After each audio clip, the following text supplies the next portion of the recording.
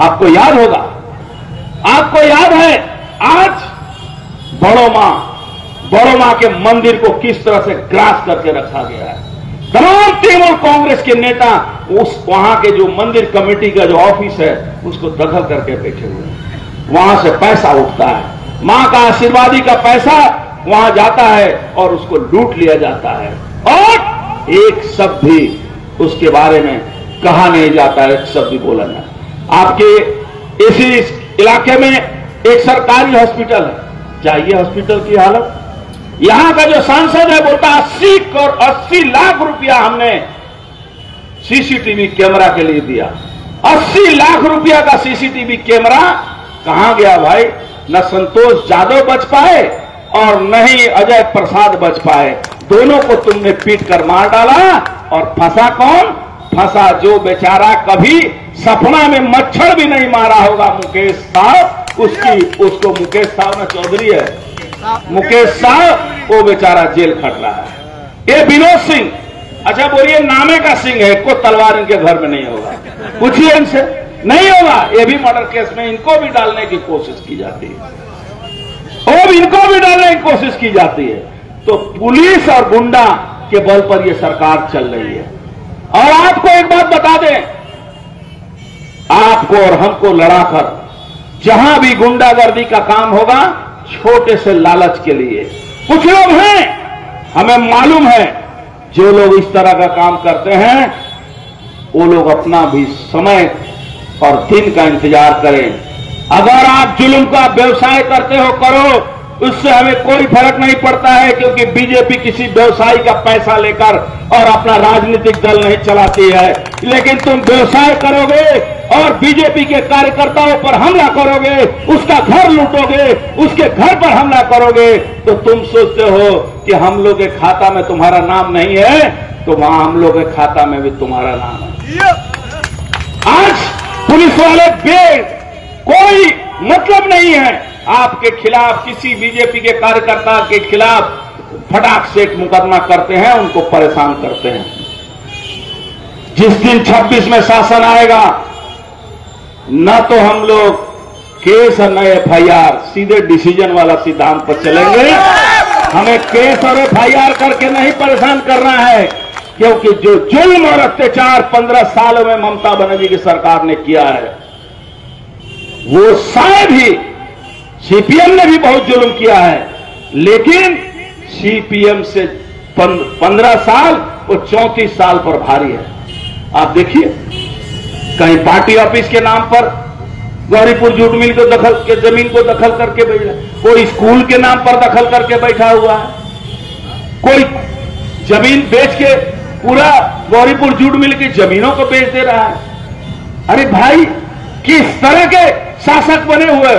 इतना बड़ा जगह एक इंडस्ट्री नहीं लगा सकते हो, और उसके बाद भी बिना इंडस्ट्री लगाए सिर्फ और सिर्फ बंगाली बंगला भाषा के नाम पर, बंगाली बिहारी के नाम पर कुछ ऐसे लोग हैं जो अपना वोट जो है आज भी 1500-1200 रुपया के लालच में अपने वोट को इनको दे रहे हैं। भले उनका बेटा क्योंकि कारखाना नहीं है, लेकिन उनको इससे कोई फर्क नहीं पड़ता है। घर की महिलाओं को 1000 रुपया मिल जाता है तो वो कहती हैं कि आमा के 1000 टका के दाए। अरे 1000 लेके आपके परिवार के भविष्य को ये ममता बनर्जी खत्म कर दी। ये देखिए, एक पंडित जी है बेचारे, ये बेचारा का अपराध है कि बीजेपी करते हैं, इनके परिवार के लोग सारे लोग ये पूजा पाठ करते हैं। ये पाकिस्तान के खिलाफ जमीन पर पाकिस्तान के झंडा बना रहे थे। तृणमूल के गुंडे आते हैं कि तुम ही पाकिस्तानी झंडा क्यों बनाते हो, उसको मार के हॉस्पिटल में डाल दिया। ये तो हालत है। यहां का जो प्रार्थी था, उसका वो एक मंदिर में कुछ मुसलमानों ने मंदिर के मूर्ति को तोड़ दिया। वो देखने गया, उसका मार का हार छीन लिया गया, उसका मार के उसका घड़ी छीन लिया गया, उसका मोबाइल छीन लिया गया। और यह है तृणमूल कांग्रेस। तृणमूल कांग्रेस से डरिए मत। देखिए, जितना है जो आप पर आज जुल्म कर रहा है ना, अंजन दास गुप्ता के डर से ये लोग मीटिंग नहीं करता था इसी जगह पर। जब तक अर्जुन सिंह नहीं आते थे यहां तृणमूल का मीटिंग नहीं होता था। आज वो लोग बाघ बन के बैठा हुआ है, सिर्फ इसीलिए कि आप डर रहे हैं कि वो बाघ है। अरे वो बाघ नहीं है, वो इंजेक्शन दिया हुआ बाघ है। वो खाली सोता है और पीता है।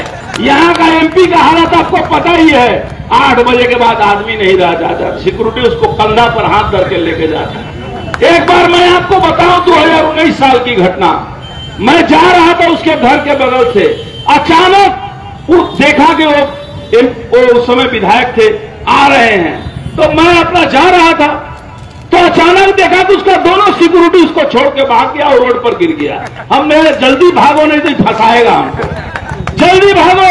पर बाद में पता लगा कि पुलिस वालों को कंप्लेन किया कि अर्जुन सिंह यहां आके हमको मारने का चक्कर में। अरे भाई, तुम्हारा ऐसे ही लीवर और फेफड़ा जला हुआ है, तुम कितना दिन टानोगे, कितना दिन टानोगे? तुम्हारा तो जोश का आदत है वही। तुम तो इस नईहट्टी की एक बौद्धिस्ट जगह जो बंकिम चंद्र चट्टोपाध्याय का जगह है उसको तुमने कलंकित किया है, उसको तुमने कलंकित किया है। आज ऋषि बंकिम कॉलेज को तुमने कलंकित किया है, आज इस नईहट्टी को तुमने कलंकित किया है। आज तुम अरविंदो रोड के व्यापारियों के साथ तुमने लूट और खसोट का काम किया है। सिर्फ यहां की जनता को एक ही डर है कि चुनाव में हम वोट दे पाएंगे नहीं दे पाएंगे। आप चुनाव में वोट देंगे, भारतवर्ष के इलेक्शन कमीशन ने SIR लागू कर रहा है और 1.5 से 2 करोड़ मरा हुआ वोटर, रोहिंग्या वोटर यहां से बाद होगा। निश्चित रहिए, ममता की सरकार, पृथ्वी इधर से उधर भी हो जाए, ममता की सरकार 26 में नहीं आने वाली है, नहीं आने वाली है। और रही बात, आप लड़ाई के लिए हमेशा तैयार रहें। सनातनी हिंदू जो 800 साल मुगलों के अत्याचार से भी कन्वर्ट नहीं हुए, मुसलमान नहीं बने, आज भी आप मुसलमानों के डर पर, ममता बनर्जी खुद मुसलमान है, उसके डर पर कभी भी डर से आप मुसलमान बनने की कोशिश मत कीजिए। और जो पुराना कट्टरवादी मुसलमान था, मुसलमान है आज के डेट में, वो एक समय का हिंदू था। और आज का जो सेकुलर बन के फिर रहा है वो आने वाले दिन में कट्टर मुसलमान बनने जा रहा है।